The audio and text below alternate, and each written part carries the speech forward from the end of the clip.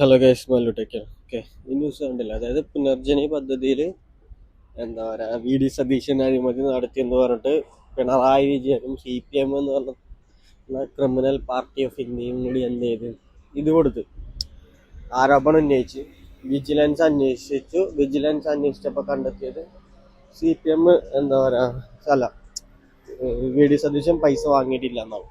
Vigilance എന്ത് ചെയ്തിട്ടുണ്ട്? Clean ഷീറ്റാണ് ഇവർക്ക് കൊടുത്തിട്ടുള്ളത്. ആർക്ക്? വി ഡി സതീശനെടുത്തുള്ളത്.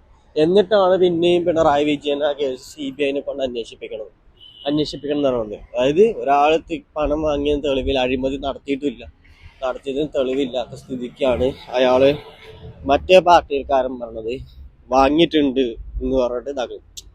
ഇതിപ്പോ ഞാൻ പറഞ്ഞേ, ഇത് ഈ മാസം എന്ന് പറഞ്ഞത് ജനുവരി ആയി, 2026 ജനുവരി. ഇക്കൊല്ലാണ് ഇലക്ഷൻ നടക്കുക. 2026 ഏപ്രിലാണ് ഇലക്ഷൻ നടക്കുന്നത്. മാർച്ചിലെ ഇലക്ഷൻ പ്രഖ്യാപിക്കുകയും ചെയ്യും. ആ സമയത്ത് ഇങ്ങനെ കോൺഗ്രസ് നേതാക്കൾ ഒരുപാട് പേരുടെ പേരിൽ ഇങ്ങനെ കേസുകൾ വരും. ഓക്കെ, അതായത് ഒരുപാട് ആൾക്കാരുടെ പേരിൽ, ഒരുപാട് കോൺഗ്രസ് നേതാക്കളുടെ പേരിൽ ഇനി കേസ് വരും. കാരണം CPMന്റെ ഒരു ചരിത്രം അങ്ങനെ തന്നെയാണ്. തോറ്റാലും തോറ്റു എന്ന് എന്താ പറയാ, ഒരറിയിക്കാൻ എന്താ പറയുക കഴിയൂല. തോറ്റൊന്നും ഒരു അംഗീകരിക്കൂല, തോറ്റൊന്നും ഒരു അക്സെപ്റ്റും ചെയ്യൂല.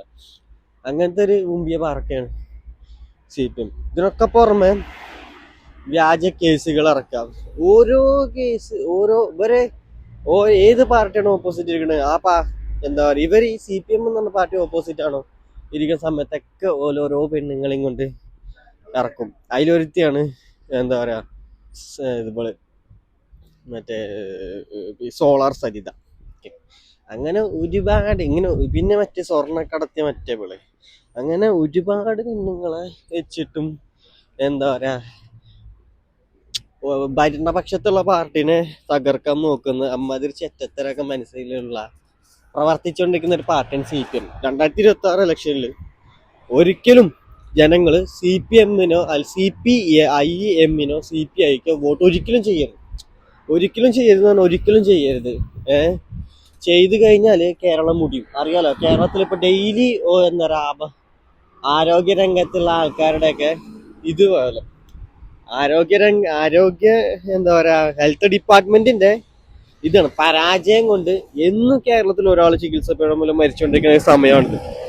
ക്രിമിനൽ കേസുകൾ കൂടി, പോലീസുകാർ ഗുണ്ടകളായി, ഒരുപാട് ഇഷ്യൂസ് ഉണ്ട്. അതുകൊണ്ട് ഒരാളും CPIക്കോ CPIMനോ വോട്ട് കൊടുക്കരുത്. പുതിയൊരു വീഡിയോ നാളെ കാണാം. ചാനൽ ഇഷ്ടപ്പെടാൻ സബ്സ്ക്രൈബ് ചെയ്യണം.